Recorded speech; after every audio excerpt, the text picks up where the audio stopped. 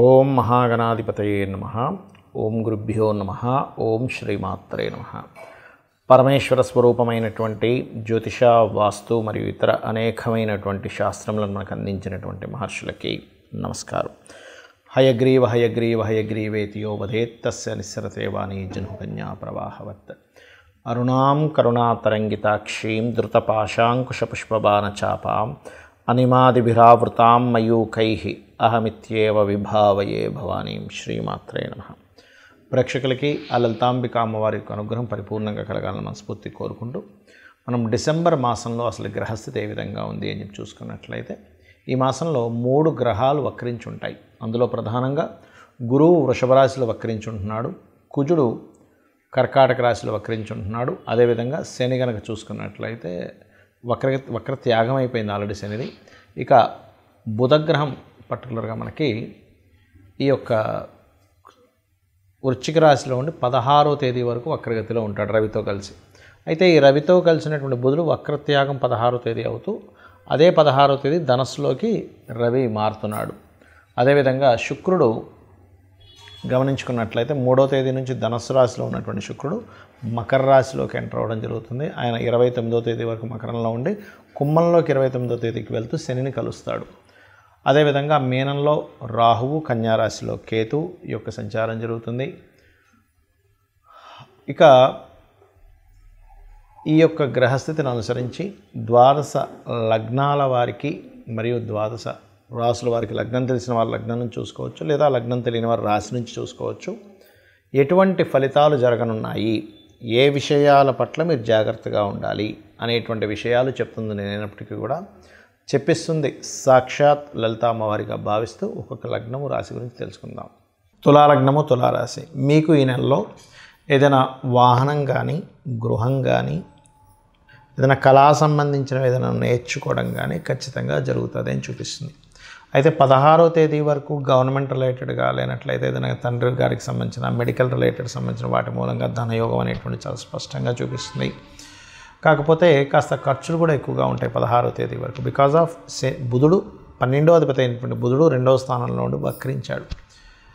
అయితే ఈ పంచమ స్థానంలో శని భగవాను ఉండడము మరియు సప్తమాధిపతి అయినటువంటి కుజుడు దశమ స్థానంలో వక్రించడము, వీటి వల్ల ఏమిటంటే పంచమ స్థాన శని ఎప్పుడు కూడా మనము ఏదైనా ఒక విషయాన్ని డెసిషన్ తీసుకోవడం చాలా ఎక్కువ టైం తీసుకోవడం జరుగుతుంటుంది. శని మందుడు ఆలోచన స్థానంలో ఉన్నాడు కాబట్టి దానివల్ల కొన్ని తీసుకోవాల్సిన నిర్ణయం వెంటనే తీసుకోకపోవడం వల్ల కొంత నష్టం జరుగుతూ ఉంటుంది. కాబట్టి ఈ యొక్క విషయాల పట్ల కాస్త జాగ్రత్తగా తొందరగా నిర్ణయాలు తీసుకోవాలి.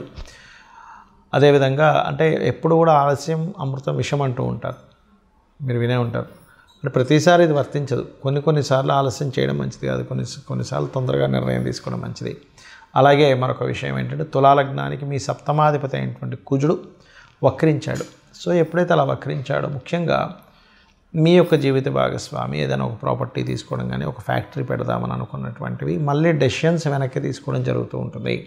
అదేవిధంగా 2వ వివాహం కోసం ప్రయత్నం చేసేటువంటి వారికి మీ యొక్క బంధువర్గంలో వారితో కనుక ప్రయత్నం చేసినట్లయితే తొందరగా కుదిరేటువంటి ఆస్కారం ఎక్కువగా కనబడుతుంది. అదేవిధంగా కాస్త ఉద్యోగ సంబంధించిన విషయంలో కూడా కొన్ని మార్పులు చేర్పులు చాలా స్పష్టంగా చూపిస్తున్నాయి. కాబట్టి మారుతారు ఖచ్చితంగా, అందులో ఎటువంటి సందేహం లేదు.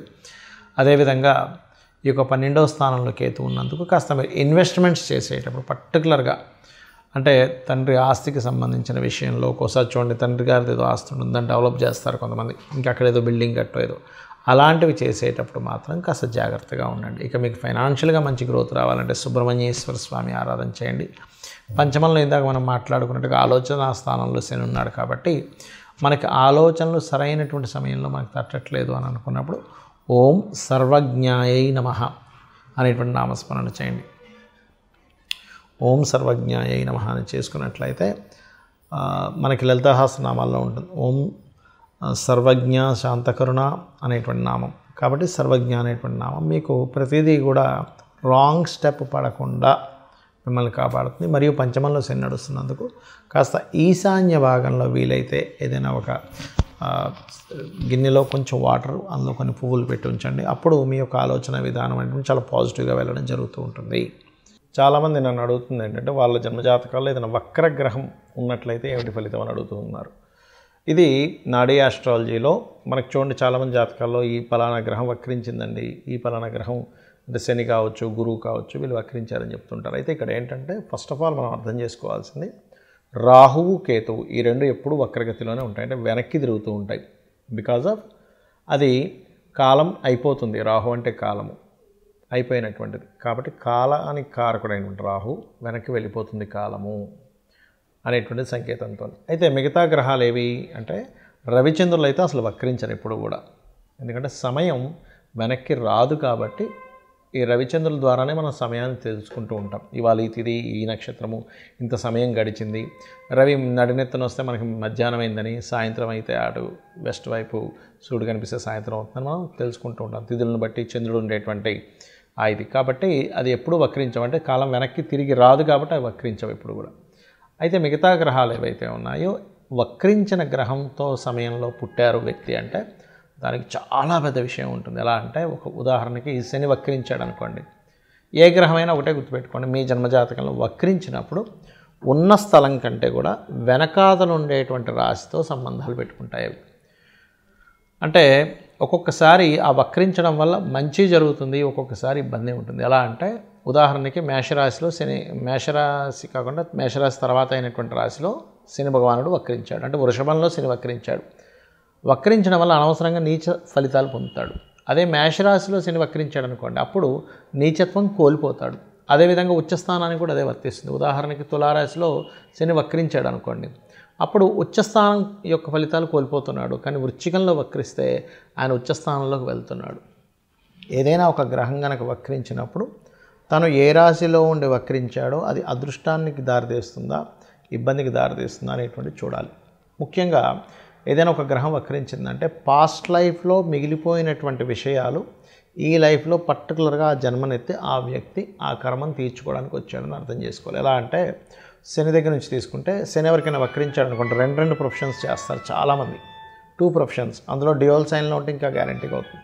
అదే జీవుడు వక్రించాడు, గురువుకి సంబంధించిన కొంత సేవ, గురువులకు సంబంధించినటువంటిది కొంత మిగిలిపోయింది ఆయనకి, జ్ఞానాన్ని పంచే విషయంలో కానీ గురువులకు సేవకు సంబంధించిన విషయంలో కానీ మిగిలిపోయింది. అంటే పాస్ట్ లైఫ్లో చేయాల్సిన గురుసేవ చేసుకోలేకపోయాడు. శని వక్రించాడు అనుకోండి, పాస్ట్ లైఫ్లో చేయాల్సిన వర్క్ ఇప్పుడు చూడండి, ఇవాళ రేపు మనం చూస్తూ ఉంటాం. ఎవరైనా సరే జాబ్ సంబంధించిన విషయంలో జాబ్కి వెళ్తారు కానీ అక్కడ సరిగ్గా పనిచేయరు, నెల జీతం మాత్రం తీసుకుంటుంటారు. అది పెండింగ్ ఉండిపోయాడు ఆ వ్యక్తి పాస్ట్ లైఫ్లో. అందుకని ఈ జన్మలో ఎక్కడైతే జాబ్ జాయిన్ అవుతాడో అక్కడ రెండు పనులు చేయాల్సి రావడం, ఇట్లాంటివన్నీ వస్తూ ఉంటాయి. But it's depend on a రాశిలో ఏముందనేటువంటిది. అయితే ఈ వక్రగతి ఉన్నప్పుడు మనం అమ్మో ఏమవుతుందని భయపడాల్సింది లేదు. అక్కడ అసలు అది ఏ యోగాన్ని ఇస్తుంది, ఒక్కోసారి అద్భుతమైన యోగాన్ని ఇస్తుంది, ఒక్కోసారి ఇబ్బందిని ఇస్తుంది. బట్ అది చూసుకోవాలి. అదేవిధంగా శుక్రుడు వక్రించాడు, ఎక్కడుండి వక్రించాడు, సప్తమంలో ఉండి వక్రిస్తే ఏమవుతుందంటే జీవిత భాగస్వామి, వివాహ సంబంధాలు ఇదిగో దగ్గర దాకా వచ్చి వెనక్కి వెళ్తూ ఉంటాయి. అది కంఫర్ట్స్ కావచ్చు, వాహనాలు కావచ్చు, వివాహ సంబంధించిన విషయాలు కావచ్చు, ధన సంబంధించిన విషయాలు కావచ్చు. 3లో ఉండి వక్రించాడు అనుకోండి, 2లోకి వస్తున్నాడు అంటే ఏమిటి, మీడియేటింగ్ ద్వారా డబ్బులు వస్తాయని. అది ఏ భావంలో ఉండి వక్రించాడో చూసుకోవాలి. ఒకవేళ బుధుడు వక్రగతిలో మనిషి జన్మించాడు అనుకోండి, మీరు ప్యూర్లీ మీ యొక్క నాలెడ్జ్ని షేర్ చేయడం కోసం పుట్టారు, గుర్తుపెట్టుకోండి. అలా షేర్ చేస్తేనే ఈ జన్మ మీకు కంప్లీట్ అవుతుంది. అలా ఒక్కొక్క గ్రహము వక్రించినప్పుడు ఒక్కొక్క ఇది ఉంటుంది. కుజుడు వక్రించాడు, కుజుడు అంటే దేనికి కారకుడు, భూములకు కారకుడు. అది వక్రించినప్పుడు ఒక మంచి ప్లానెట్తో వెళ్ళి కనెక్ట్ అయితే భూముల ద్వారా లాభాలు ఉంటాయి. వక్రించినప్పుడు ఆ 159 యాక్సెస్లో ఇంకొక పాపగ్రహంతో కనెక్ట్ అయితే రావాల్సిన భూమి కాస్త పోయి ఇబ్బంది పడతాడని అర్థం. సో దానికి ఏం చేయాలంటే వక్రించిన గ్రహాన్ని మనం చూసినప్పుడు అది వెళ్ళి ఏ గ్రహాలతో కంజంక్ట్ అవుతుంది, ఏ గ్రహాలతో చూడబడుతుందో తెలుసుకొని దానికి సంబంధించిన రెమెడీ చేసుకుంటే ఈ వక్రగతి ఒకవేళ ఇబ్బందికరంగా ఉంటే ఆ ఇబ్బందికరమైన పరిస్థితులు తగ్గుతాయి. బాగున్నట్లయితే మనం ఏం రెమెడీ చేసుకోకర్లేదు, అద్భుతంగా ఉంటుంది. ఆ రెమెడీస్ కూడా చిన్న చిన్నవి, గోవుకి తినిపించడము, గ్రహాలకు దీపారాధన చేయడము, లేనట్లయితే అమ్మవారి నామాల్లో ఏదైనా ఒక మంత్రం చేసుకోవడం చేస్తూ ఉండాలి. శని వక్రించాడు ఉదాహరణకి, శని వక్రగతి వల్లే ఇబ్బందులు వస్తున్నాయి అనుకోండి, ఎందుకంటే కర్మకారకుడు కాబట్టి వాళ్ళు చేయవలసిన మంత్రం ఏమిటంటే ఓం అనాకలిత సాదృశ్య చుబుక శ్రీ విరాజితాయ నమః. జుపిటర్ వక్రించి నీచ స్థానంలోకి వెళ్తున్నాడు, అలాంటప్పుడు జయ గురుదత్త, శ్రీ గురుదత్త అనే నామస్మరణ చేయండి. బుధుడు వక్రించడం వల్ల ఇబ్బందులు ఎదుర్కొంటున్నారు మీరు, అందరికీ ఇబ్బందులు ఎదుర్కోవాలని లేదు. అది ఏదైనా నీచ స్థానంలోకి వెళ్ళినా పాపగ్రహాలతో కంజక్ట్ అయినప్పుడు మాత్రమే అప్పుడు విష్ణు సహస్రనామాలు చేయండి, లేదా ఓం నమో నారాయణాయ అనే నామస్మరణ చేయండి. శుక్రుడు వక్రించాడు, లలితా సహస్రనామాలు చేయండి, లేదా ఓం శ్రీమాత్రే నమః అని చేసుకోండి. కుజుడు వక్రించాడు, ఇబ్బంది పడుతున్నారు మీరు, ఉదాహరణకి కుజ సంబంధంగా, అప్పుడు ఏంటంటే ఓం స్కందాయ నమః అని నామస్మరణ చేయండి. ఎందుకంటే వక్రగతి మీరు మీ పాస్ట్ లైఫ్లో చేయాల్సినటువంటి కొన్ని పెండింగ్ కర్మాస్ క్లియర్ చేసుకోవడానికి జన్మెత్తారని అర్థము. కాబట్టి ఇలా చూసుకొని చేసుకోండి. అన్ని విధాలా మీకు అమ్మవారి అనుగ్రహం ఉండాలని, కలగాలని మనస్ఫూర్తిగా కోరుకుంటూ శ్రీమాత్రే నమః.